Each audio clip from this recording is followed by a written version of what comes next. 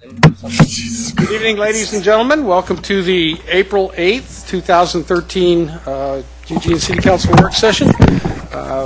As part of my duties as the council president, I get to run the meeting when the mayor is not in town. Mayor Piercy is currently in Washington, D.C. with some of the other elected officials and officials from our jurisdictional partners at the United Front doing some lobbying. So I'll be running the meeting this evening, so we'll get right to it. We'll do the committee reports first. Let's see, we'll just go right down the list. Human Rights Commission? That's me. What we've discussed were basically three things during the last couple of Human Rights Commission meetings. We had presentations from people in the transgender community, specifically about some of the legislation that's being proposed at the state level, more of the civil rights piece of things, and was asking for support from the Human Rights Commission, and I believe that we voted unanimously to support their efforts at pursuing non-discrimination for transgender folks. We also discussed the current state of the city budget and the precarious position that it looks like the Human Rights Commission and a number of other commissions may be in if certain things don't pass in May. And what was the final thing? Oh yeah, homelessness. We again continue the discussion. There's been an ongoing discussion about the state of homelessness and most in particular the treatment of our homeless community on the streets, and that is continuing to be an ongoing discussion, and I think that that's going to percolate up here on April 24th in our work session. So that's that report. Okay, thank you. And pardon me for my short-term memory loss, but John, you wanted to let the chief start off the meeting with a brief... We can do that after committee reports as well, just to give a quick update on a couple of things, so whatever your preference is. All right, do you have anything pressing this evening, Chief? Oh, I can wait until okay. All right, Sustainability Commission? Yeah, that's me. Sustainability Commission has been busy implementing its work plan that we all saw and approved. So we've been tasking out people and groups of people with little subcommittees and abiding by the open meetings law, which has been sometimes a challenge when it's two people. But they've done a good job of correcting that and doing that to the letter intent of that rule. So we've been broke up into little committees working on all of our work plans and moving them all forward. And then also the committee's been looking at a couple of different policy things that are bubbling up and working with the Human Rights Commission on a purchasing policy that we'll see later on, and also working about the internal climate action plan and how that works, and that's bubbling up through the process as well, and as well as some things about climate change. So we integrated a couple of new people into the group. Greg appointed, who's been to one meeting and I had to miss it. Joanne Gross, right? I missed that meeting because I was had to do a neighborhood meeting, and so she replaced Claire. So integrating some new people into the group, and I think that's about it right now. So there'll be things coming back to us from the Sustainability Commission, hopefully joint with Human Rights Commission as well. So, okay. Next one is Travel Lane County. That would be me. I guess the biggest thing is the announcement that was made on the 4th of April at the Eugene Airport. It was Betty, Chris, Greg, the mayor, and I all attended the announcement that American Airlines is coming back to Eugene. They've been gone since, I think, about 1993. They're going to have 2 flights daily into Eugene and from Eugene to L.A., and then 2 flights from L.A. to Eugene. That will be starting on June 12th, and they actually started taking reservations yesterday on those flights. So that's, that many more seats coming in and out of Eugene for visitors and for business people and college kids and everything. So the increase of passengers at the airport is a good thing for our economy. So we're pretty excited about that. And if I could take a little time, I'm going to switch over into the LTD MX Steering Committee meeting that I attended in March. Did a little bit of discussion on the current ridership numbers, and also they had some problems with the auto drive system. It's being researched on why it wasn't working properly, and that's what brings the buses into the station automatically. And as soon as they figure out what the problem was on that, they're going to put that back online, so that'll start working again. Let's see. In reference to the West Eugene EMX extension, and Greg, if I get any of this wrong, you just jump right in there. I think you may have a little expertise on this. The FONSI was received and finalized. The project's ready to proceed. The next step is RFQs are being sent out. They were actually supposed to go out in January, and they get 10 responses back. They picked one large and 3 small firms in February to start working on that. Their main priority, it looks like, according to the notes I took, was working on reducing the effects of the properties. So they've got a specialized team that's working on that. And the goal is to be 30% designed by the end of this year. And they've got a pretty aggressive schedule. If all goes well, they should start turning dirt in the summer of 2014 and be finished by December 2015. Again, that's if all goes well. And they're currently working with the City of Springfield on strategies, feasibility, and what improvements need to be made in reference to environmental concerns.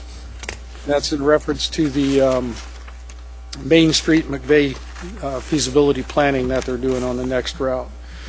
And so I think I'll leave it at that. And we go next to the Human Services Commission. I'll take this one. Sure. So Councilor Evans and I serve on that commission, and I served on it as a budget committee member for a number of years. And the main thing there, they are working on fulfilling and ramping up new continuum of care requirements with the HUD grant that that we apply for, that the commission applies for.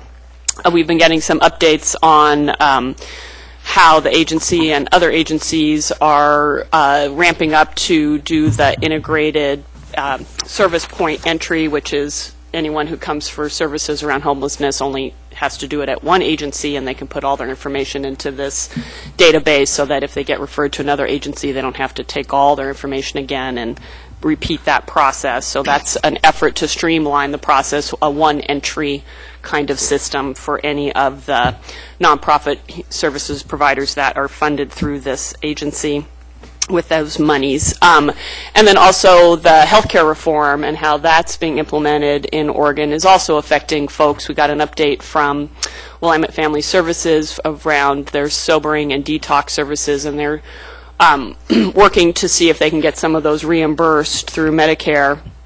And there was some snafu on that, but it looks like they may have worked that out. There's still threats to funding for that agency and for those services, but they've gotten a little bit of breathing room to maybe work through some of those things in the next few months.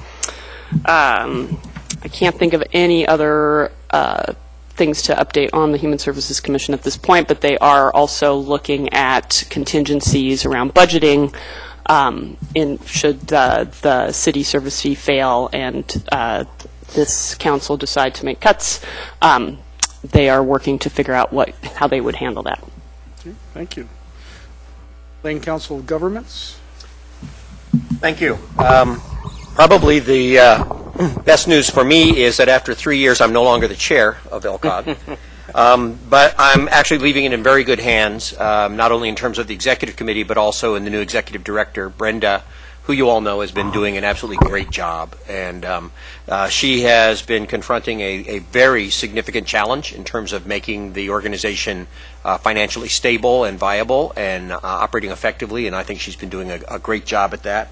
Their annual dinner that they held in January, one of the people that they honored was our own city manager. He and the LCC president, Mary Spildy, were honored as the best intergovernmental team for the year for the work that they did to produce the LCC Downtown Center, which is a real showpiece and certainly deserving of that praise.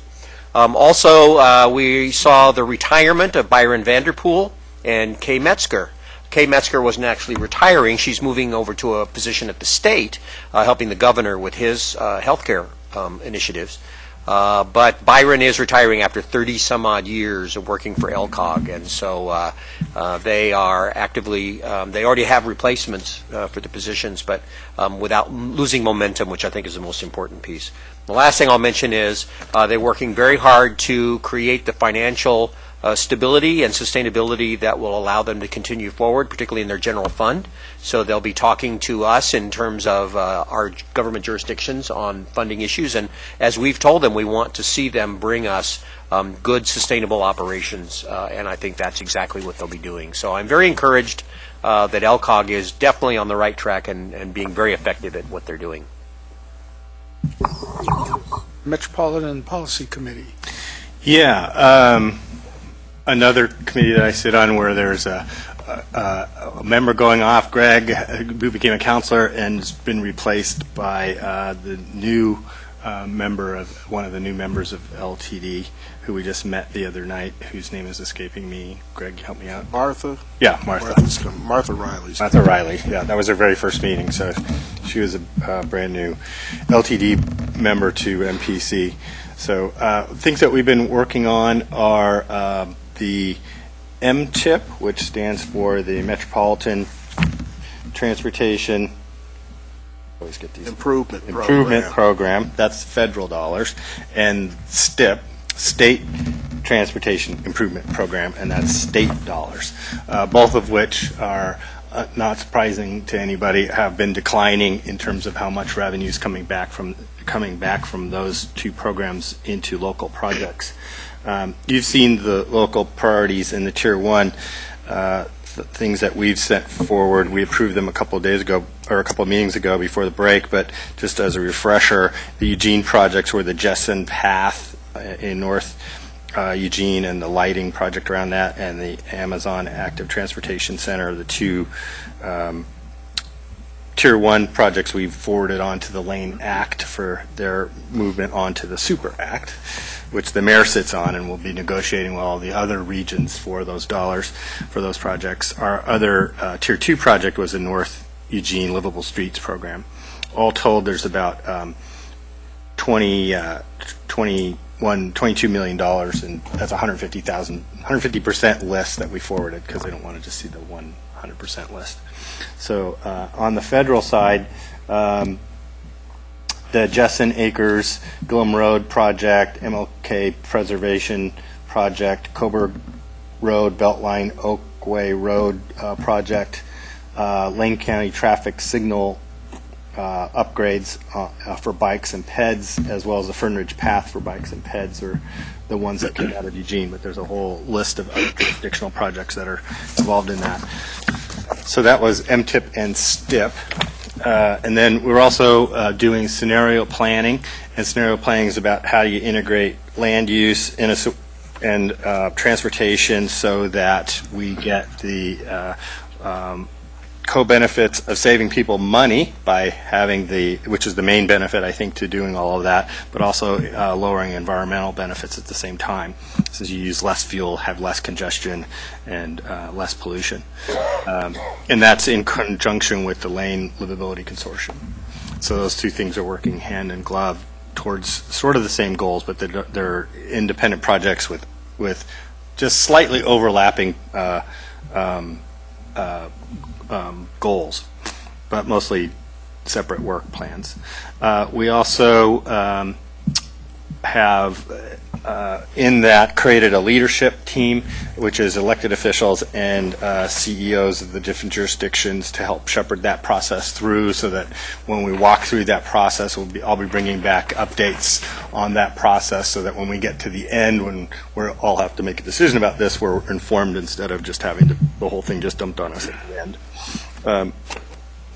And then on the rail, the mayor sits on as co-chair of the statewide rail, high-speed rail committee, and they are working their way through a process that is going to pick one of the routes for, probably by the end of summer, fall. They'll be looking towards a route for the high-speed rail, higher speed rail. It's not actually high-speed rail as we think about it in terms of Japanese or European terms. But and then we also had, for the first time at MPC at Springfield, we were on Metro Television because Metro TV, which is also governed by the MPC, they're funding for it through the funds we get from franchises. They've installed cameras at the Springfield Library and the Springfield Council Chambers, and so for the first time, those meetings will be aired on a regular basis on Metro TV. Previous to that, the Metro TV crews always had to schlep in all of their mobile gear and set it all up. Now it's all automatic, like it is here and in our old council chambers. Thank you. And Public Safety Coordinating Council. I haven't been there yet. Okay. I had a scheduling conflict, so. Okay. John? Sir, thanks. Pete? There's been a number of things, 2 things at least, that have happened recently that I thought you might be helpful for you to hear about from me. On last Thursday night, Friday morning, we made a number of arrests for trespassing at a campsite or a former parking lot underneath the Ferry Street Bridge. And I learned about it on Friday, and we conducted a preliminary review of it and learned enough to know that an internal affairs investigation was warranted to get to the question of the criteria that was used to make the decision to make arrests. So we're working on that. What led to our action was a number of complaints from, I think, some business people, but also security workforce at the federal building who have people, customers and visitors, jurors, who'd been threatened by and harassed by people who apparently came from the place there where people are camping. There's been growing piles of garbage there, and the officers who've been on site can smell open sewage in the space there. So that's what led to our officers contacting the people there a number of times and giving warnings. How the entire arrest occurred and the decision that was made to make arrests will all be vetted by the internal affairs investigation. So it would be inappropriate for me to comment on it, but I just wanted you to know firsthand that it's something that we're looking into. The other item is the audit on the property control unit. Some weeks ago, we released the executive summary and conducted a number of interviews with the media. I'd also previously provided a tour of the site to the district attorney, and I've spoken with the executive director of the public defender's office and also the attorney who is the lead on the consortium of defense attorneys in Lane County. And I'll be providing them with a tour of the facility later this week. Today we distributed a redacted or made available a redacted version of the full report, which is a 300 or 400 page report. The only items redacted are related to the security of the facility, the location of some of the most high-risk items that are there, and the names of employees, not managers, but just first-line employees that are in the report, and information about one ongoing criminal case. Otherwise, it's a lengthy report that's now available.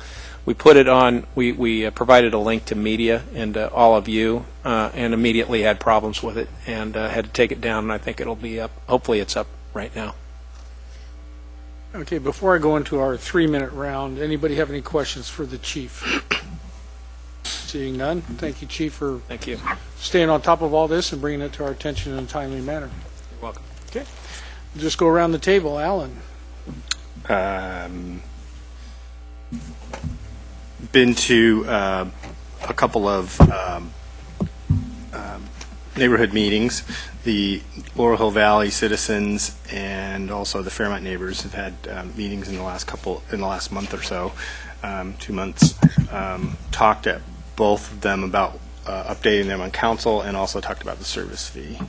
And then also attended Sustainability Commission and MPC that I already talked about. I, too, have been attending neighborhood meetings to talk about the fee. Also, Councilor Clark and I met with some folks from the Scroll Group, the Santa Clara River Road organizing group, that answered a lot of good questions. Councilor Clark's got a lot of great information and had good conversation with folks there. Also, I serve on the El Rapa board, and we're going through a budget process there right now. And there was something else, but it's gone out of my mind, so I'll stop with that. I would add that, Claire and I had an opportunity to sit with the folks in Santa Clara and River Road, kind of their leadership of this ongoing project to define their neighborhood goals in a number of fronts, and had a chance to speak with them about the the work session that I put out on annexation-related items, and kind of make sure that they were abreast of what I hoped we'd talk about here at that work session that I guess now has been moved to May 8th, as I last saw our tentative working agreements. Gave them a chance to ask questions and make sure that it's in line with things we've been talking about out there for quite a while.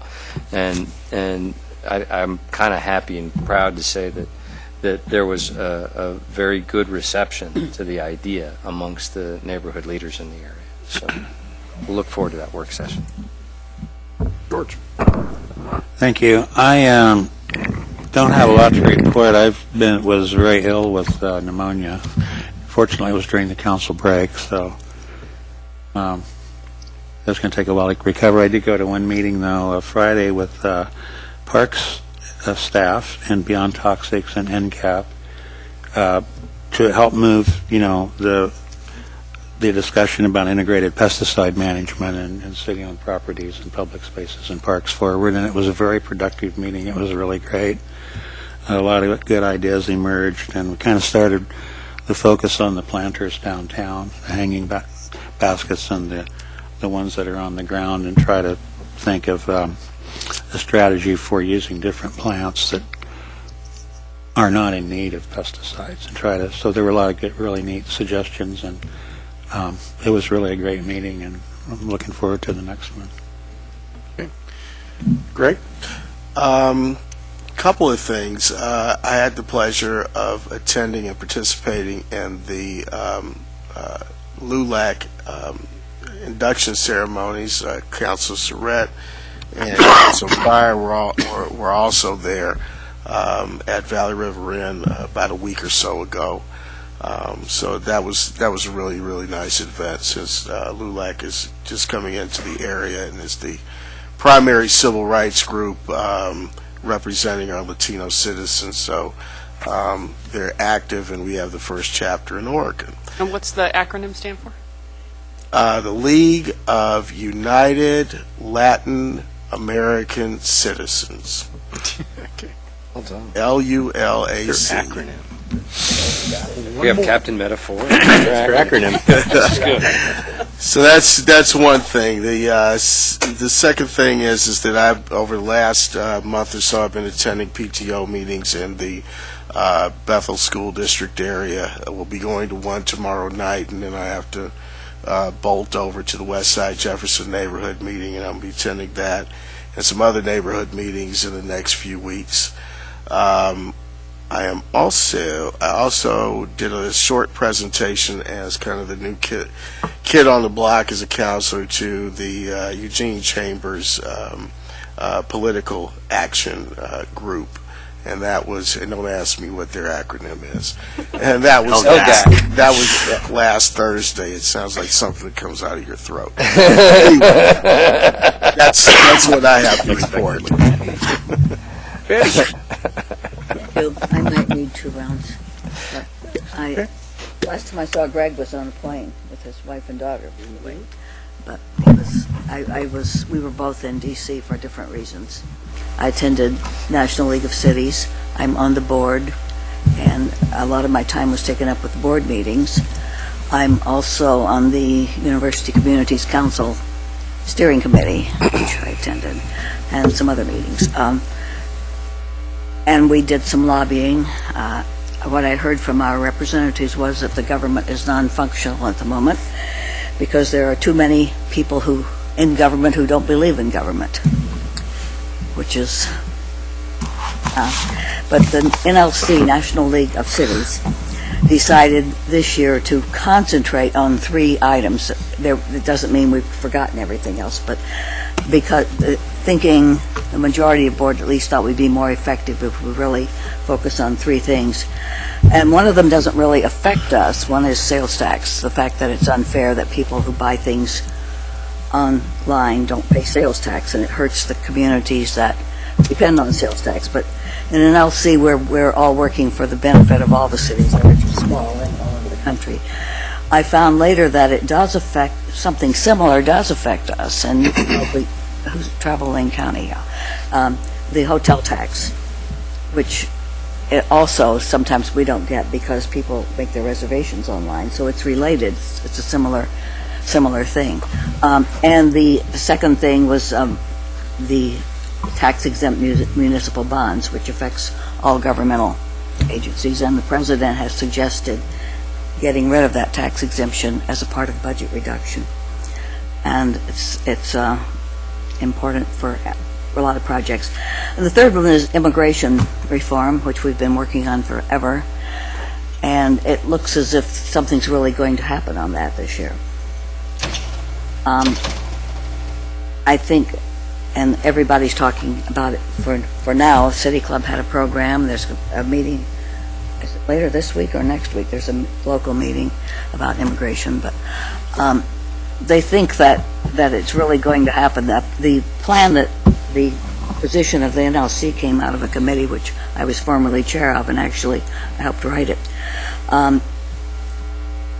The other things that were high on our list that we're concerned about are climate change legislation, gun control, which is very controversial to my surprise among city officials, and the Postal Service, which is just a basic part of democracy, in my opinion.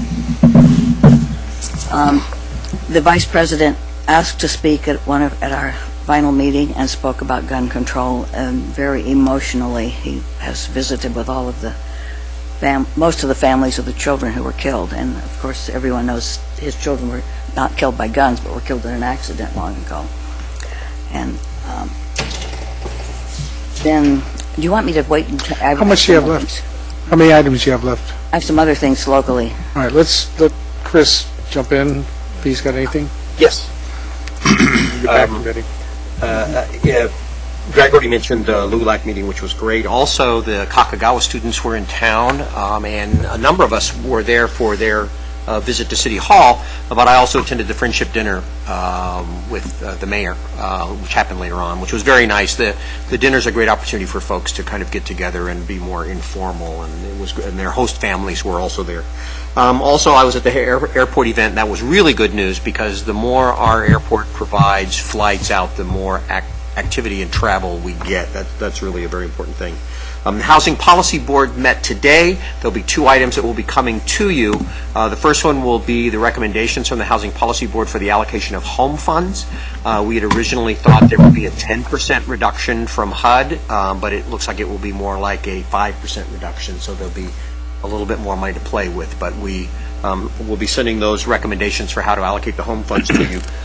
Also, as you know, we have one last land bank site, which is out off of West 11th over near Hynex. And the HUD has said if you don't have activity on any of your sites, then you need to either sell them or give them back to us. And we've had that site since 2001. It's kind of weird to have a land bank and then have HUD tell you that you have to do something with it. So it's kind of like, you got a savings account, but you got to spend it in a year. So because HUD is forcing us to do something with that land bank site, the recommendation that's going to come to the council, the Housing Policy Board passed today, is that we go ahead and sell that site so that we can put the money back into the fund and then perhaps find a different site, perhaps in a better location or that's more financially feasible that we can then use for land bank. It's out, if you go out West 11th all the way to Willow Creek, it's a little bit south of that. And it's a tough site, didn't have good infrastructure, was kind of out of the way. So by selling the site, I think it'll be okay, and that money can go back into the fund where we can then find sites that are actually more appropriate, will work better. And the last item was We don't lose the money. We do not lose the money. That was a real concern. The money would go back into our pot so that we can buy better sites and more sites. Then the final thing was I attended the Pearl Buck 60th anniversary celebration, which was great. In addition to the money they received to finish their capital campaign, they were celebrating 60 years of a great organization. So that was really a very nice event for them to be able to have that money in hand so that they could ensure that they continue on into the future. Okay, Betty, want to go ahead and finish up? Okay, it might take me all night. I also attended both of the Kakagawa events, and I think it's a very good, the relationship's a very good thing. I attended the Workforce Partnership Board where they're talking about, when I was in D.C., we're talking about sequestration and everybody, and the Workforce Partnership, of course, is talking about the same thing, losing money. They have reduced their space, their office space, and are thinking about how they can reduce further. Locally, people have been talking to me about a number of things. One of them is in Allen's ward, but they still talk to me about it, the Laurel Hill development. People are very upset about that and about the traffic on 30th, and people in my ward are concerned about the traffic that's going to come because of that. They're talking to everybody. Yeah, they asked me if I was going to vote against it. I said if I had a chance, I would, but I can't. The Lorraine Highway is being paved, but I think there's some misunderstanding. People are worried, that are concerned because there's no sidewalk and no place for people to walk or bike, and I think probably that's because we aren't doing a real rebuild. Is that correct? I'll have to check for sure. That could be the reason that we're not doing that, but we can sure get back in touch with you. Yeah. Kind of what they did like on Arcadia. That's what I think, but there's a lot of misunderstanding and concern about why we can't do something about bicycles and pedestrians at the same time. People are talking to me about 30th, and I've brought this up I don't know how many times, and about East Amazon, about the traffic, about the speed. 30th is very dangerous. And incidentally, a great citizen of Eugene who just died was injured badly on 30th a few years ago. But Orville Eder, who was one of our leading citizens in the arts, just left. People are very concerned about the dog catcher, about driving around South Eugene where we've never had, maybe in the last 30 years, there have been 2 dogs out without their owners. And yet the dog catcher is going to someone's home and giving a ticket over for something that was reported days before that. And I'm getting a lot of calls about the City Hall and about the choice of the architect and about what criteria were used. And I'd like to see the criteria too, and who made the criteria.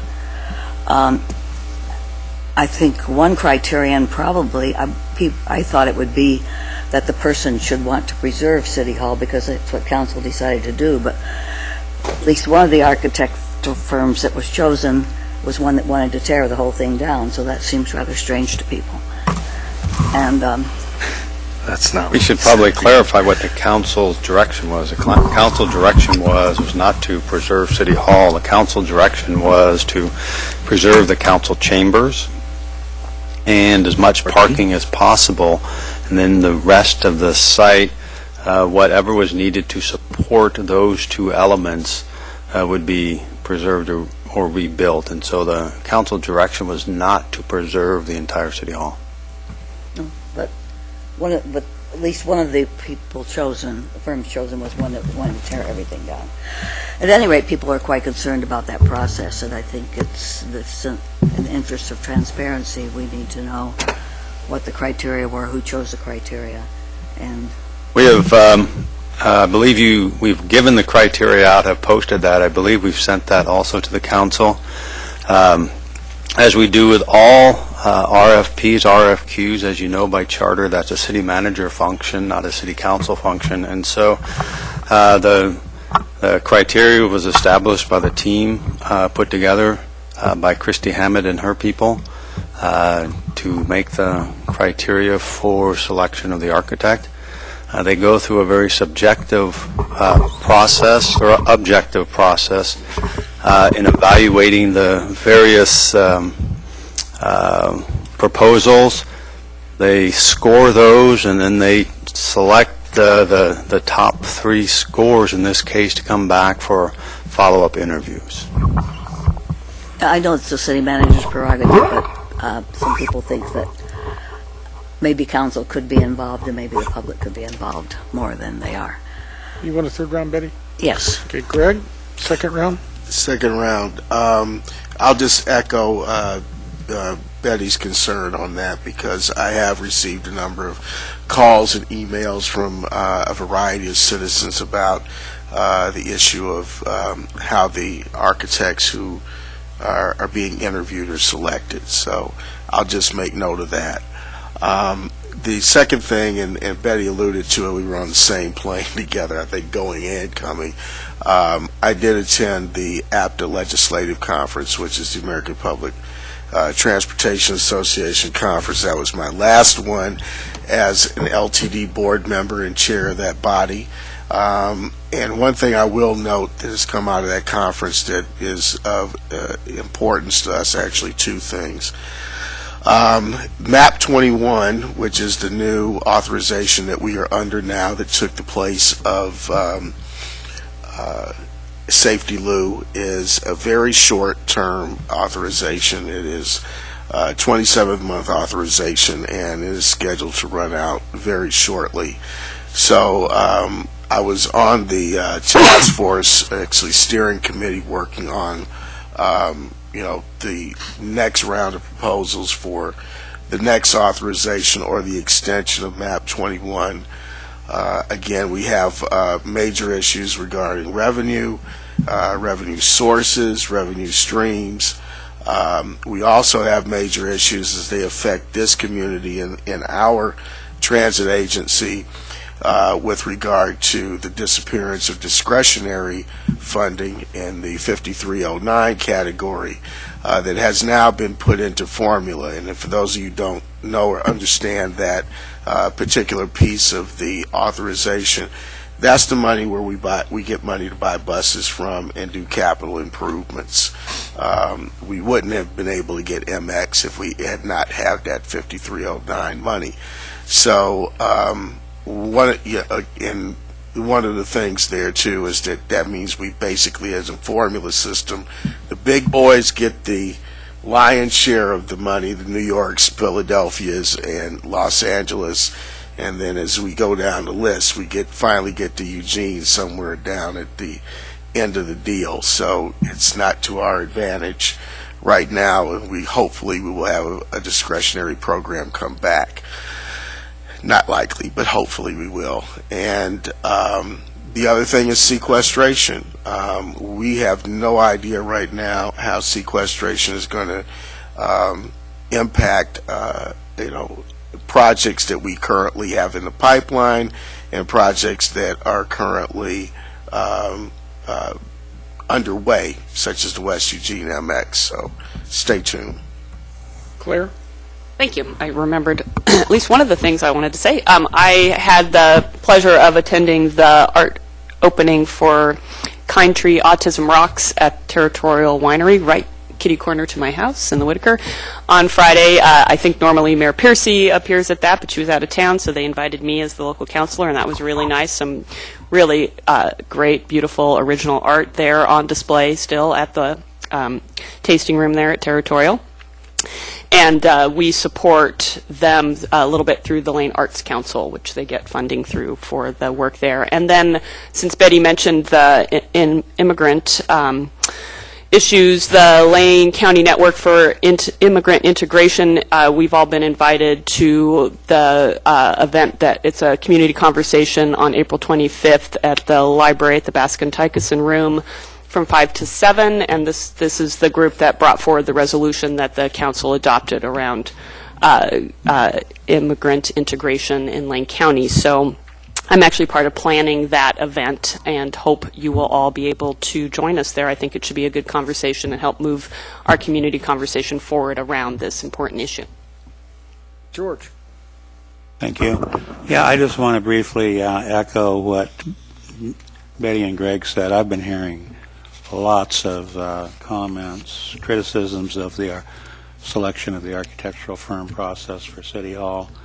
Some of them quite angry and quite upset, and I don't, obviously this isn't the place to discuss it, and I'm not really prepared to discuss it other than to just point that out, because I haven't looked online and read all the material yet, but I think this is going to kind of be out there as a community conversation for a while, is my guess. Thank you. Okay, third round, Betty. Thank you. A little more about the National League of Cities, NLC. Indicative of the power of NLC, our national president, Marie Lopez Rogers, was in the First Lady's box at the inauguration, and they do call our staff. White House communicates with our staff frequently. So it's an important organization which works for all cities, and I hope that more people from here will get involved. And while I'm on that, I hope more of us get involved in the state, which we aren't at all at the moment. But another thing I attended there was the After-School Policy Advisors Network meeting. And some really interesting ideas. Some places they're serving breakfast to everybody, regardless of income, which I think is a good thing. I asked when they talked, I said, do they have to have a certain income? And they don't, because that makes the people who are picked out feel discriminated against in a way, or pointed out. And a lot of places people are using schools. I hope that we can communicate or cooperate with the school board to find a way to do that, using schools for community centers and for children's activities after school and on weekends. And there may be some of that here, but not all over town. I think we met with the school board once long ago, but and I know some communities, the city actually runs the schools, but even where they don't, they are doing cooperative things to use those empty buildings. And I think it's something we should investigate. And I have one question, follow up on my thing about 30th Avenue. What can we do about the speed on 30th Avenue, which is right by a school? Well, so is East Amazon. Right. I know that the police chief has recently had his somebody on his staff do some research around 30th Avenue, and we'll be getting some information to the council here shortly on that. And so there'll be some additional information. Kurt Corey is also putting together information on what it would cost to make some improvements there, if that were what council would choose to do as well. So that will also be coming to the council soon. Well, I hope we don't wait till a child is killed there. A man in a wheelchair was badly hurt there recently. It's really a dangerous place. Thank you. John, do you have anything? No, sir. Okay. With that, we'll move to the next item, which is a city council process session, and I'd like to welcome Alana Holmes to the table. Alana, take it. Thank you. Good evening, councilors. Again, Alana Holmes, Interim City Manager's Office Division Manager and Human Resources Director, here tonight to talk with you about the City Council process session as an opportunity for the council to discuss how it conducts its business. The council does meet periodically to talk about its processes and operating agreements, which were included in your packets last week. And so I thought I would just start at the beginning of the list, and we'll walk through each of those. Basically, the list was created by having identified items from the mayor, individual councilors, and staff for discussion. The first one up is talking about establishing time and speaker standards for shortening testimony to 2 minutes, which was of interest to Councilor Pryor. So, Councilor, would you like to open that discussion? Thank you. I think the opportunity for folks to come and have a public forum at city council meetings is a great thing. And I think in addition to the work that we have to do where we can make that work is also a very great thing. People should be allowed the opportunity to come and speak to their elected officials. And I think the degree to which that doesn't impose on the other work that we have to do is a part of how we can get things done. Sometimes we have a lot of work to do, and on certain issues and certain topics, it generates a lot of interest, and that's fine. We'll have 50, 60, 70 people come and want to speak to us, which, you know, if a topic is sufficiently interesting, I think that's fine. But the challenge then becomes if each one of those 40 or 50 or 60 people wants to speak for 3 minutes, it can be hour and a half, 2 hours, 3 hours of just people speaking to us. And so what I would like to do is to create a threshold that says on most normal meetings, people who want to come to speak should have the regular 3 minutes that they're normally allowed. But once we start getting large numbers of people who want to speak, if you start giving 3 minutes to every single person, it's going to eat into a lot of time, and sometimes it'll eat into where we don't have really time to do the regular business of the council. So I'd like to say if you have more than, I'm pulling a number out, but I'm trying to think time-wise. If you have more than 25 or 30 people who want to speak, who sign up to speak, at that point you say, okay, we now have enough folks that in order to be able to get this done in a timely fashion, I think we should give each person 2 minutes. We've kind of been doing that informally. I think it's been working fine. There's 1 or 2 people who are upset because they don't get 3 minutes, but I think 2 minutes is probably reasonable. I think you can still make your point in 2 minutes, and it allows us to get on with the work that we have to do. Part of what drives this is the recognition that the public forum is not a right. It is not an obligation. It is a privilege that we allow. And I think, therefore, because we allow the opportunity for public forum, we're under no obligation to make everybody have 3 full minutes, particularly if it's going to turn into 2 hours or 3 hours worth of public comment. I want to be as thoughtful and as flexible as possible, and I think under most circumstances, if you've got 10, 15, or even 20 people, giving them 3 minutes is absolutely fine. But when you start to get the kinds of numbers where you've got 40, 50, 60 people, we've been making the decision to give them 2 minutes because we instinctively recognize that 3 minutes for 60 people is going to be too long. I just want to formalize that so it doesn't look like we're being arbitrary and that we're being capricious and saying, oh, well, tonight we just decided to give everybody 2 minutes. I think if people know what the game plan is, if people know what the system is, they're much more comfortable with having it in place. So I would like for us to develop a system where beyond a certain number, we acknowledge it goes to 2 minutes. Which number? George Brown. Thank you. Well, yeah, you know, I mean, the public forum is really one of the most basic fundamental elements of our democracy, I think. And it's a very basic element of having an open and transparent and accountable government that we all seek. And so I think, you know, I think it's actually been working pretty well. And it's kind of been at the mayor's discretion. And she looks at and I think it should continue to be at the mayor's discretion or the council president if the mayor's out of town or the vice president or whoever is running the meeting to look at the agenda, and if there are actionable items that are going to require discussion, like we often have, during a council meeting, and then look out in the audience and count the cards, and then right away quickly make a calculation, okay, and explain it to the people that have showed up. Okay, because of the volume of work we have to go through tonight and the number of people that have signed up to speak, we're going to cut it down to 2 minutes. And I don't know, I'd like to hear from everyone else. I think that's been working fairly well. I mean, and some nights they're just going to run late because there's business to conduct and there's a lot of people. I remember Well, the first time I came to speak was at a public hearing. It wasn't a public forum, but it was a public hearing, and so it was just to listen to testimony. It was about the idea of the city buying an $8 million garage for Whole Foods years ago. Okay. 94 people signed up to speak. I spoke. My voice kind of trembling a little bit and my knees shaking a little bit. It was the first time I spoke in public. I got home. I stayed the whole time. I got home at 10 till midnight.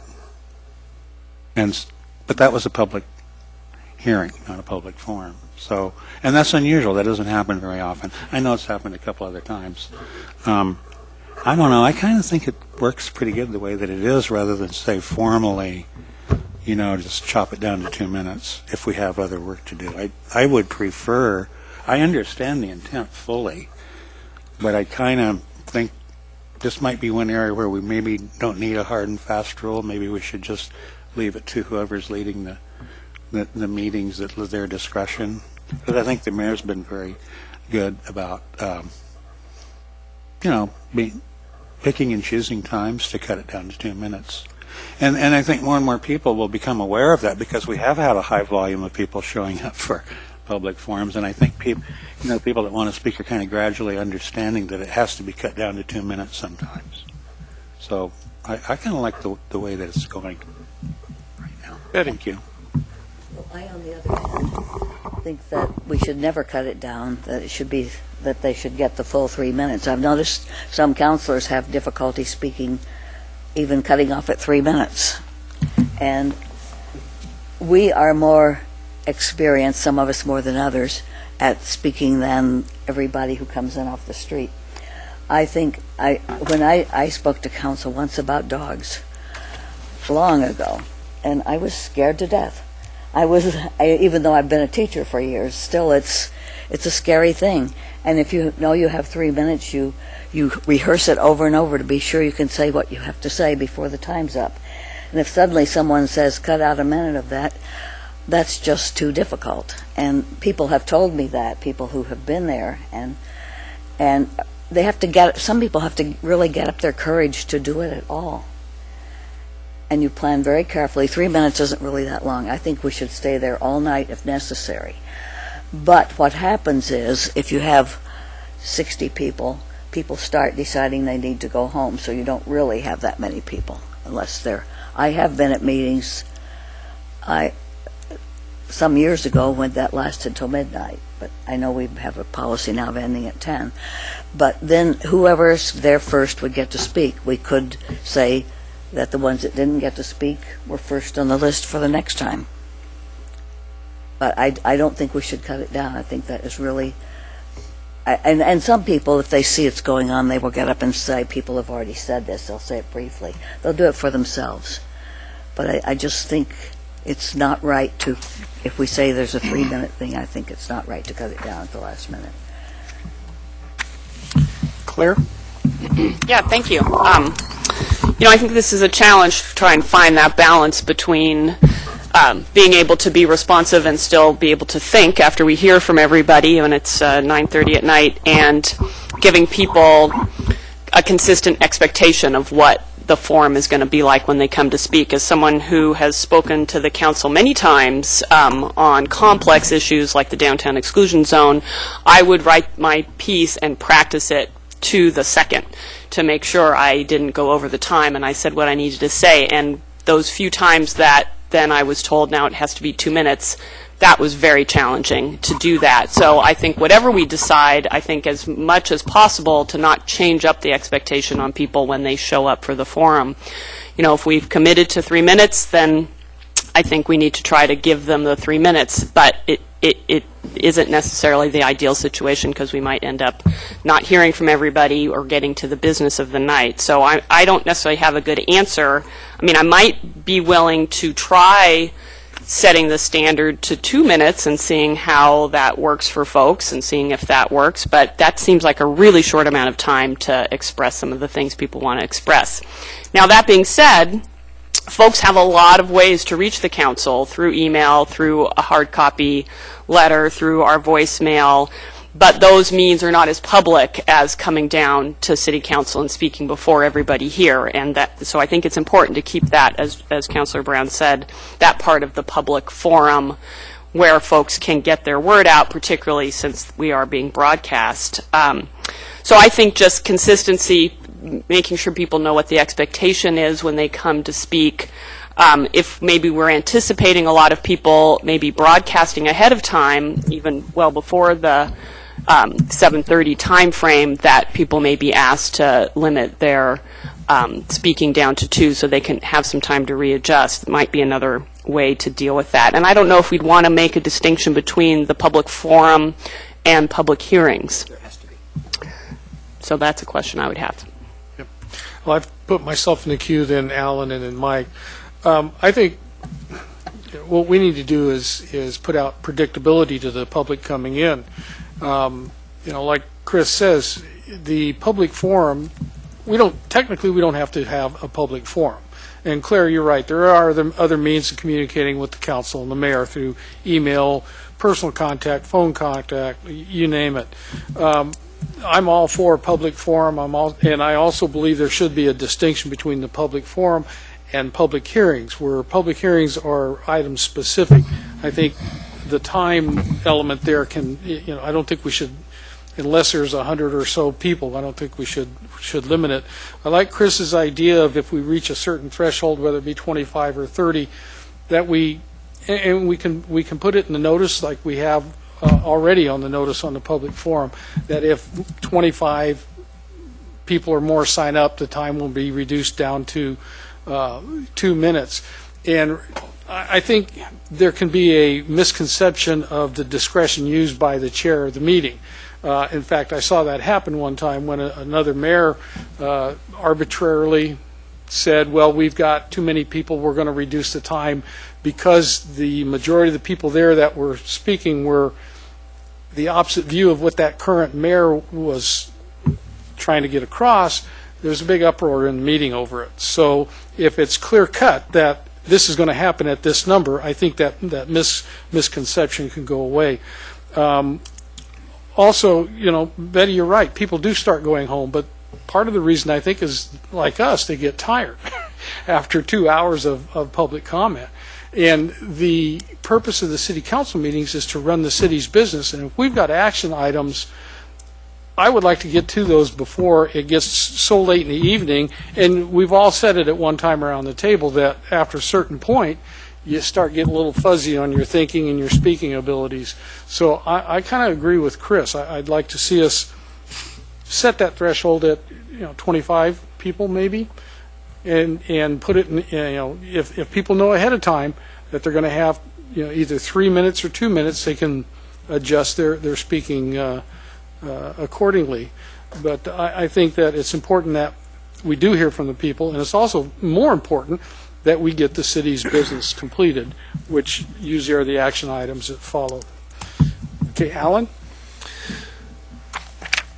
So the problem I see with limiting the amount of time is, and trying to solve the problem of people having to cut from 3 minutes down to 2 minutes, which, having done that, I know that's a daunting task, and people who aren't used to speaking, that's even a more difficult task to perform. The problem is we don't know that until you actually get there, and so we can't give any certainty to people. We don't know if there's going to be 25 or 75 people there.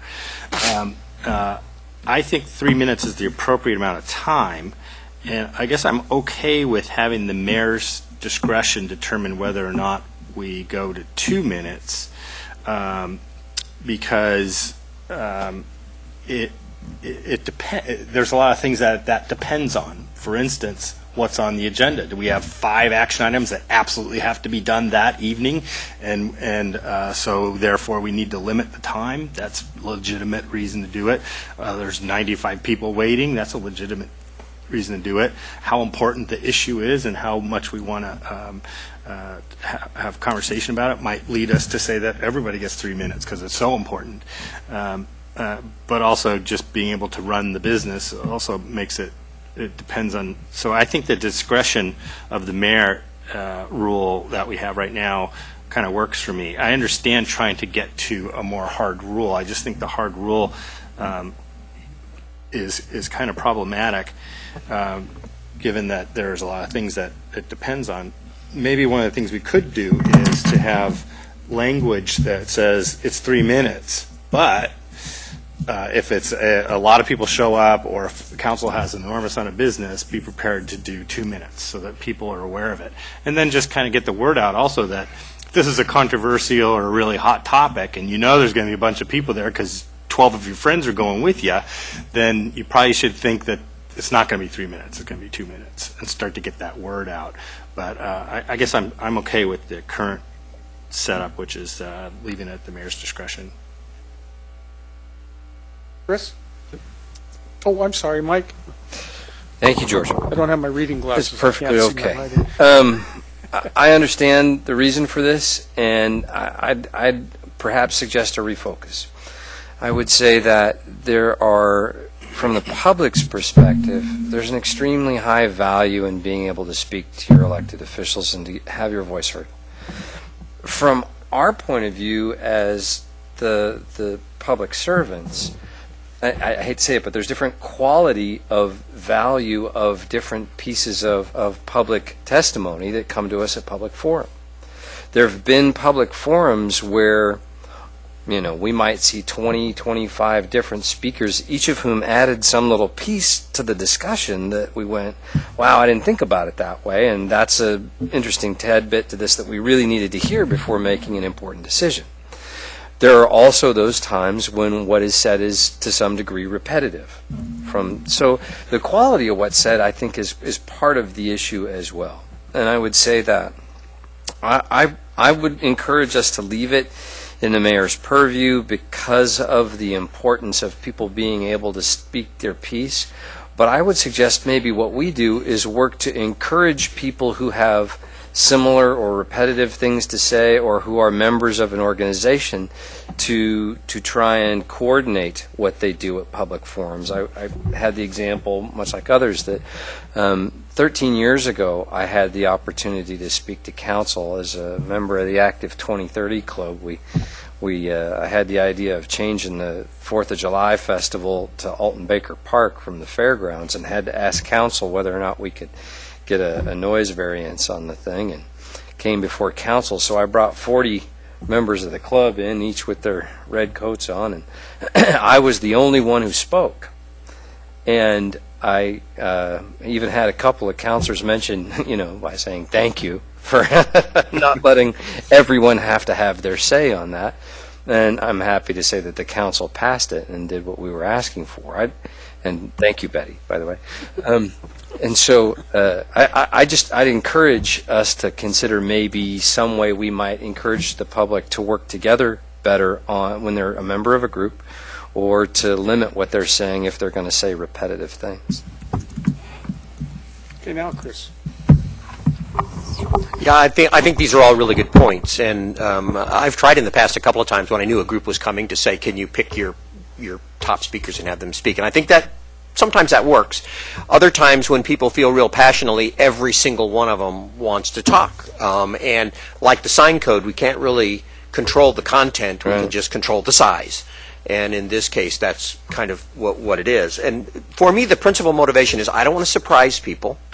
I don't want people to walk into the room ready to speak for 3 minutes and then, for whatever reason, go, oh, we're going to go to 2. And even if it's logical in somebody's mind, it feels arbitrary. Well, I thought it was going to be 2 or 3, and suddenly it's 2. So is there a way we can at least forewarn folks? And maybe the forewarning is a better approach than to create a cutoff. So maybe leave it at the discretion, but have some sort of a telegraphing that this might happen. The second element to it was the city's business, and the fact that if we have a lot of testimony, there may be business that we need to get to. Some nights there's not, other nights there are. So something to also consider, just as an idea, would be that you could say in your meetings, particularly those where you have city business that needs to get done, you could say, we will set aside an hour where people get their 3 minutes, they get to speak. If you got 50 people, we'll fill up that hour, we'll do our city business, and then we'll come back to the forum so that people can continue to have their amount of time. I don't want to surprise people, and maybe the forewarning can help with that. The other thing I don't want to do is to delay or postpone the city's business because we filled it up with public forum. So we could do an hour, do our business, and then come back if that was a more satisfactory solution. And that's something that we've talked about in the past. I'm just looking for us to create an ability to operate in a smooth and effective manner, not to cut people off unnecessarily, but there's a lot to do, and sometimes when you get 60 people, all 60 of them want to talk because they feel passionately.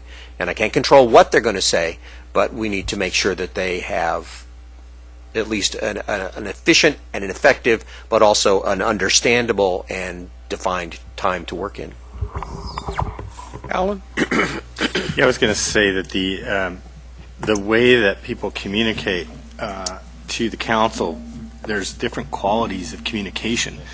And I learned a long time ago that how you do that message is just as important as what you say.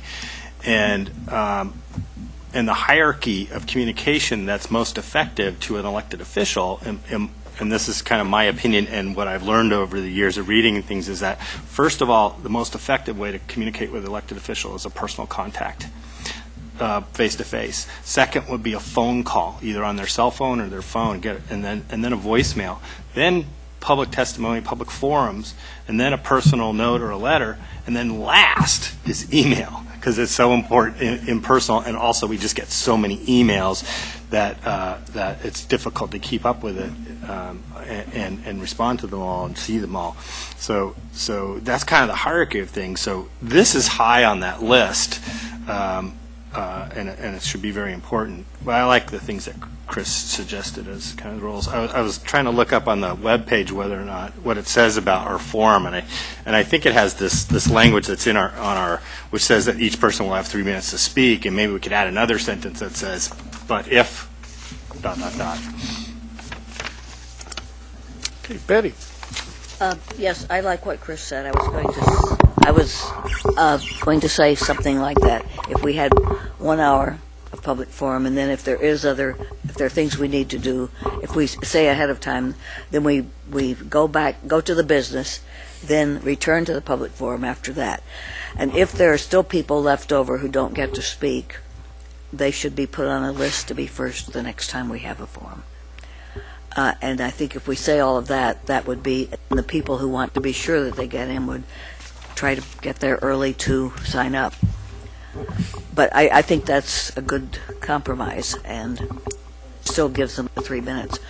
I know I had the experience that some of you may be aware that I recently ran for office, and I turned up at a place where they had told me 4 minutes and then it was 3 minutes. And as much as I have done this sort of thing, it was very disconcerting to suddenly, in a few minutes, while you're trying to be nice to people at the same time and keep your composure, and then think, what do I leave out? How do I do this?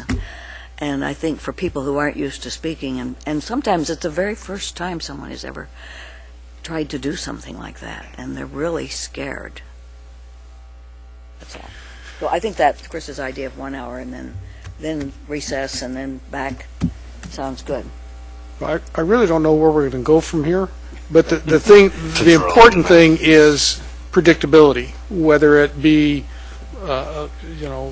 we do 3 minutes and at the discretion of the chair of the meeting can be changed to 2 based on action items.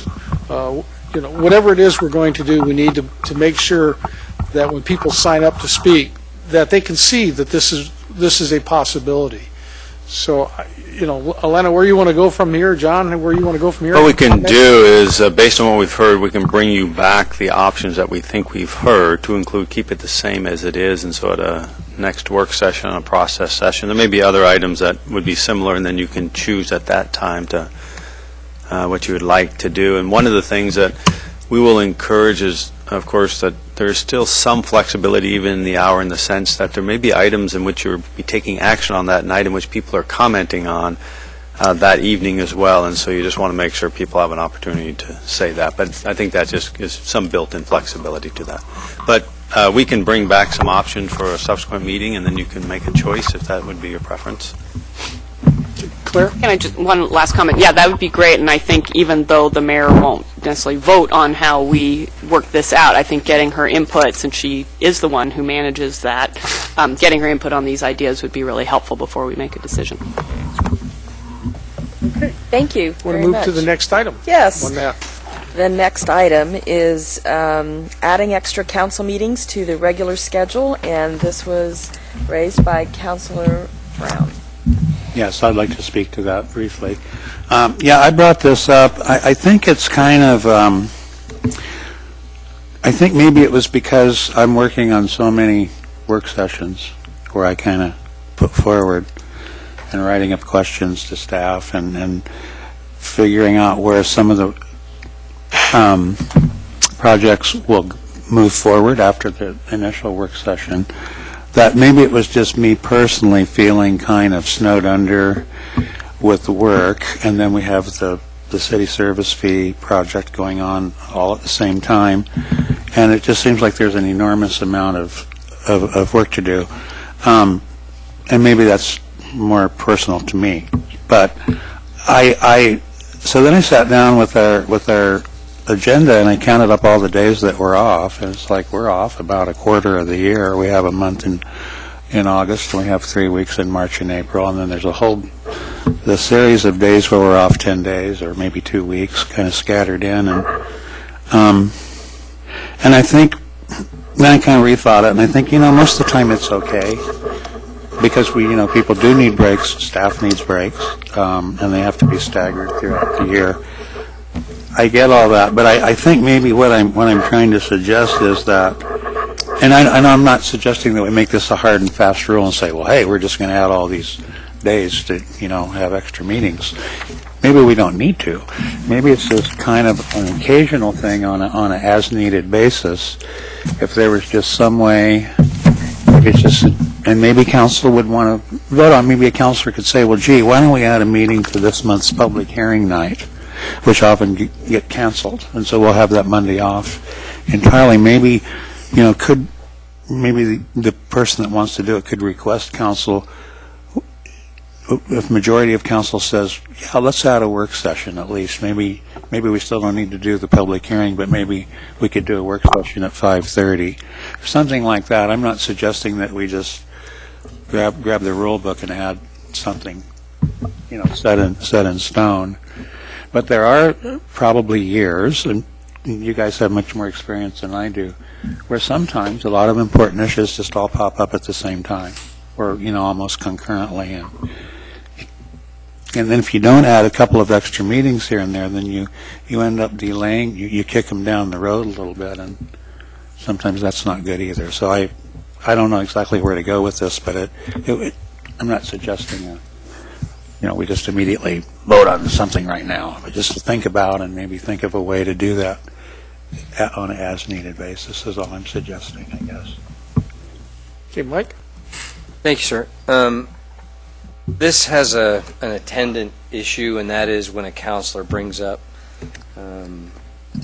a poll request amongst all of us for the sake of a work session, and it gets enough votes, why then it gets scheduled, but oftentimes then that schedule is subject to when, as I understand it, please correct me if I'm wrong, when the mayor and the manager decide to place it in the course of the schedule?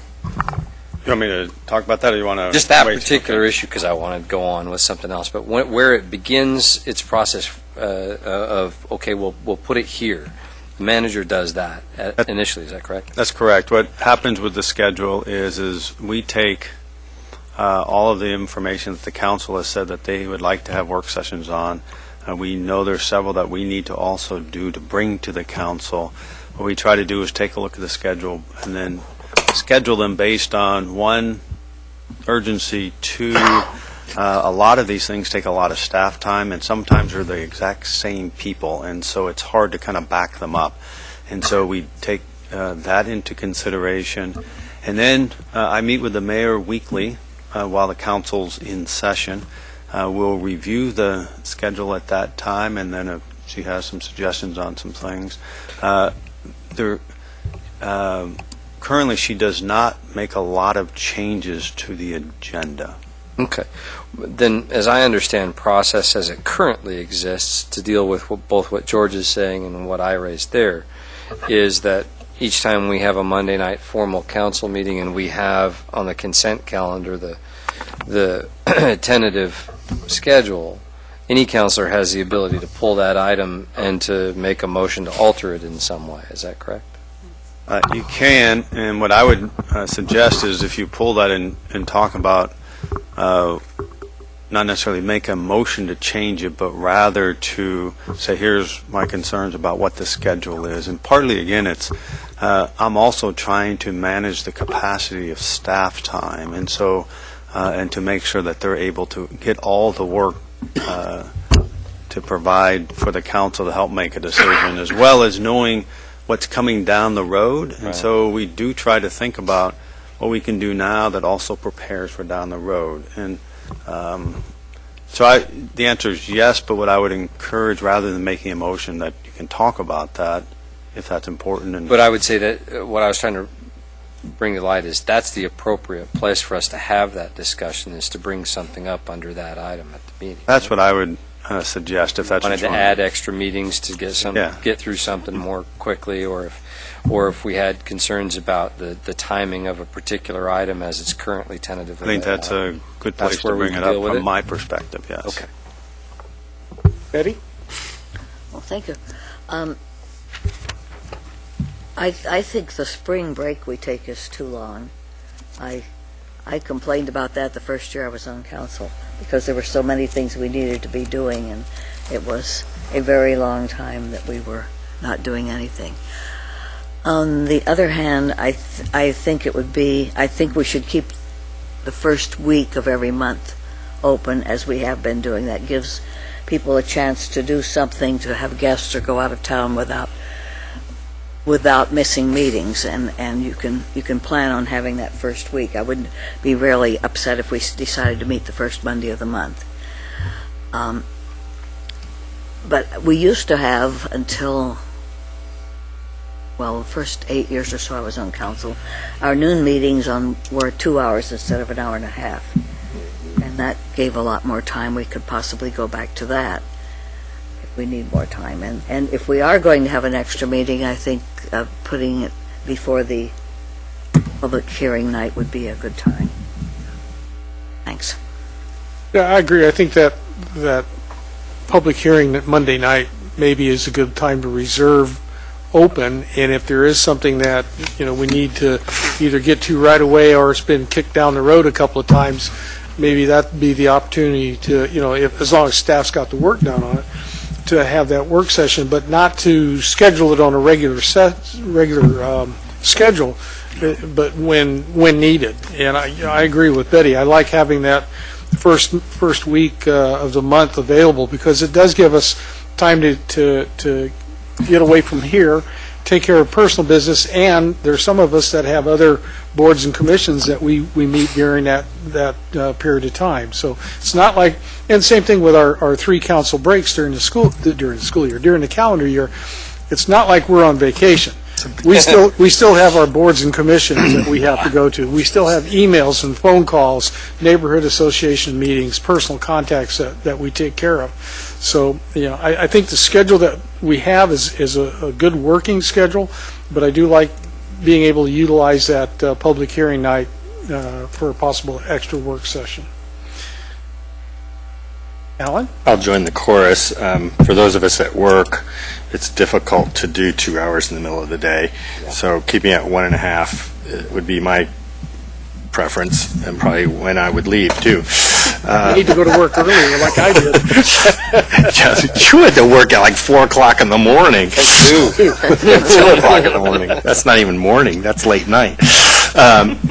And I agree with Betty that the first week of the month, if we could leave that open, that allows us to do things like work travel, which I do, and other things. And then also, if we were going to pick a day, that would be the public hearing night, having a work session at 5:30 to 7 would be my preference as well. Anybody else? John, Alana? No, what I hear is keep as is, that there may be times that during the public hearings night particularly that there's something that needs to be brought up for whatever reason. Would be a good time to slot in another meeting if we needed that. And we're fine with that. We'll respond to that just fine. So. And I also think that if a counselor has put in a request and has gotten the number of votes for a work session, and you're not seeing it on the tentative agenda, perhaps an email to the city manager saying, hey, where are we on this? And make sure it goes to all of us so we know that, I have put in a request for this work session.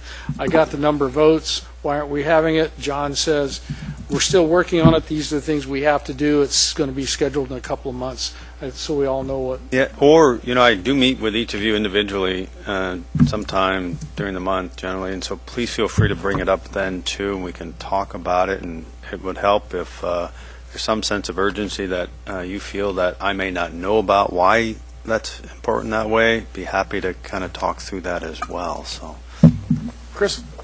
Yeah, in fact, something that you said earlier that kind of resonated with me is we poll, we get something that's gotten enough votes to become a work session, but some items, as you say, take longer to prepare for. And if it's a complicated issue, in terms of chronology, it may be ahead of 3 other things, but it's longer to prepare for it. So whether we did it on our one-on-one or maybe just periodically you would say these are the things that have had positive votes on work sessions, and this is kind of how far out we think they are based on the prep time. This one is still kind of at 30% and we're still working on it. This one we're pretty close, so it's going to happen right away, because all of us will get questions from folks saying, well, I know you scheduled us for work session, when is it going to occur? And so if I knew, well, it's 60% of the way in prep, that gives me kind of a sense of kind of where it is. I'll just give you an example. We anticipate 19, 20 plus work sessions and meetings this year on Envision Eugene stuff. So that's a lot. And so as other items, and those are kind of things we got to do if we really have any hope of meetings. Mike's timeline that he's That we already blew through a long he keeps time wanting ago. to push this out. He keeps wanting to push this out, and we kind of bring it in. So I'm going to be entirely brave.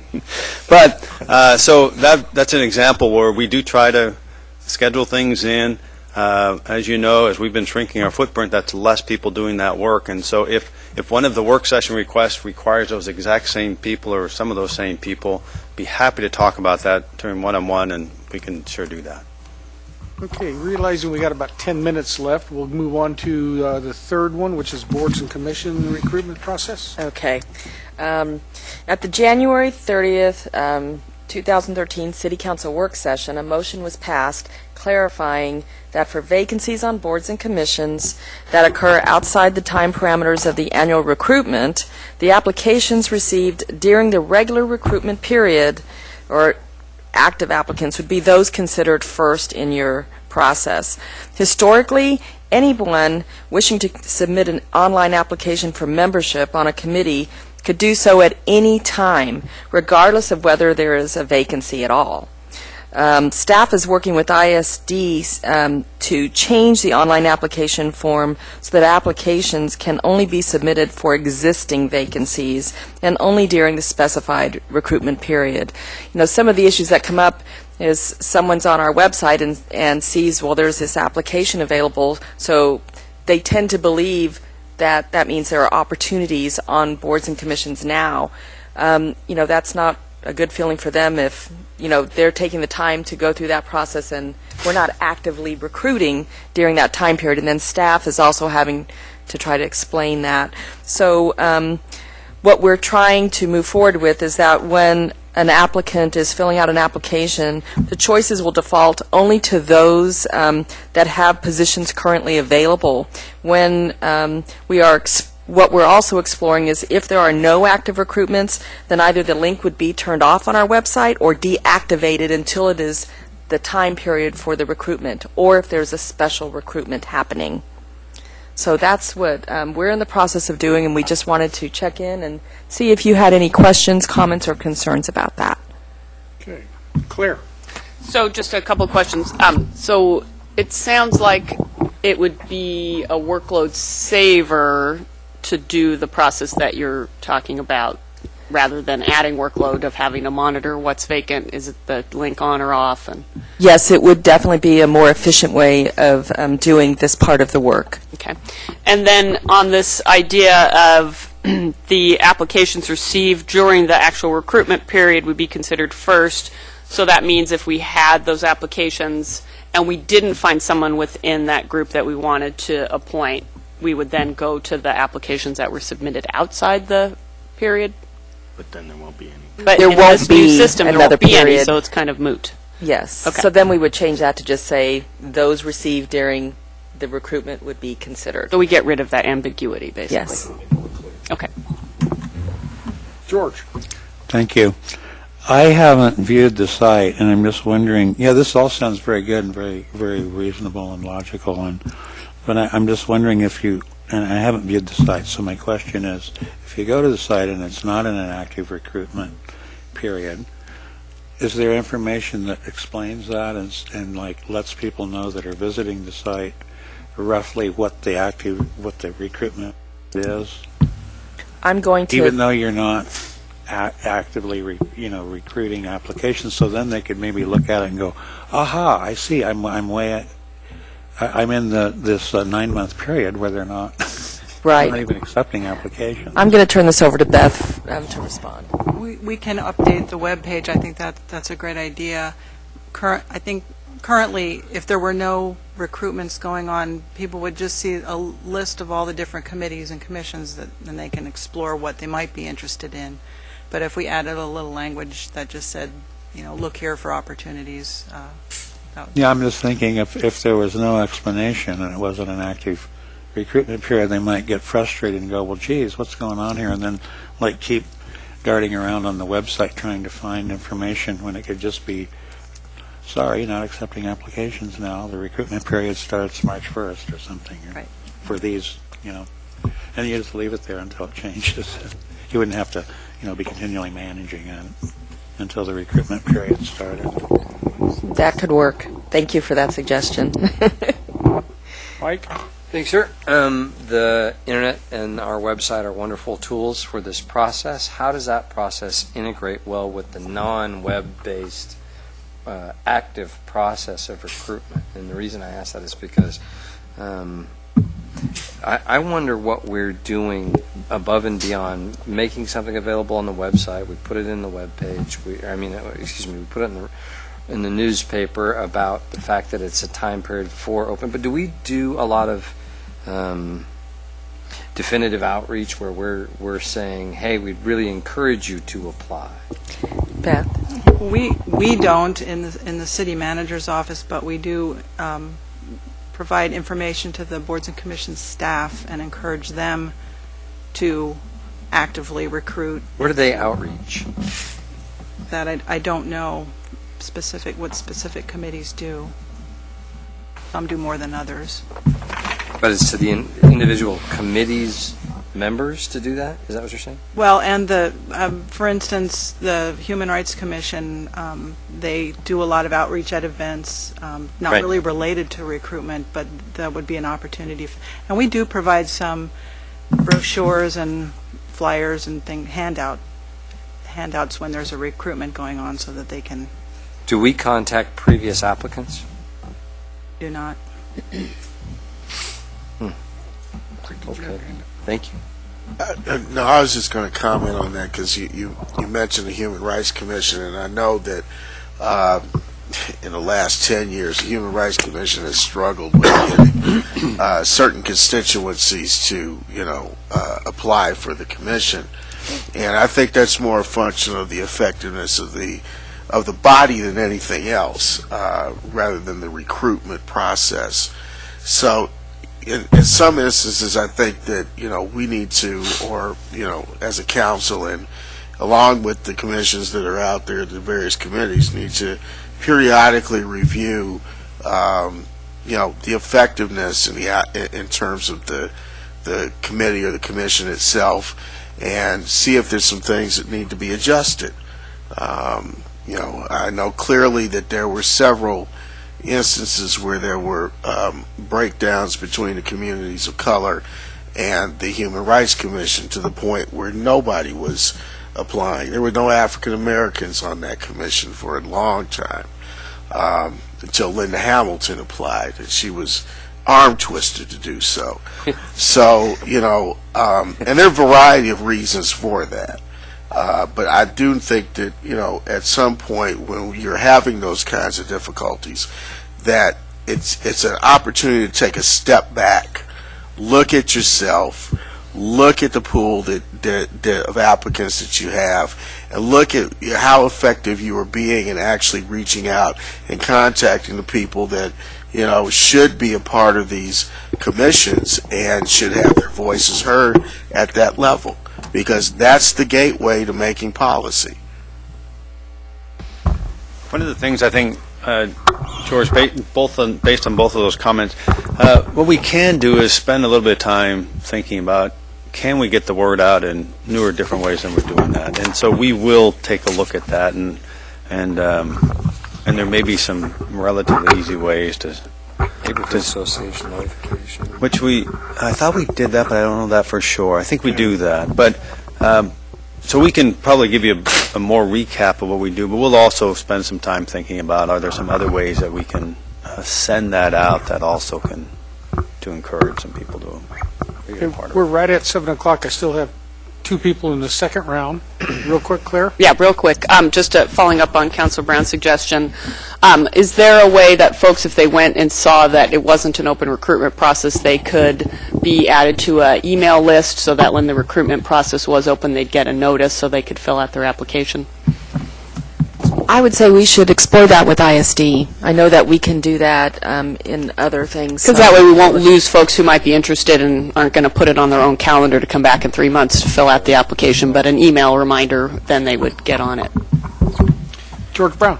Well, just very briefly, I just would like to add that, in sending the information of the the recruitment and what positions are being recruited to the neighborhood newsletters, which we're already doing, that's good. But I think part of it could rest on us, the counselors, is when we go to the neighborhood meetings, or when we go to a meeting that maybe isn't one of our board or commission meetings, but something else. We're just attending a meeting where it's appropriate. We could announce at that meeting for everyone in the room that, hey, anyone interested? The recruitment period has started. There's 1 vacancy on the budget committee. There's 2 on human rights.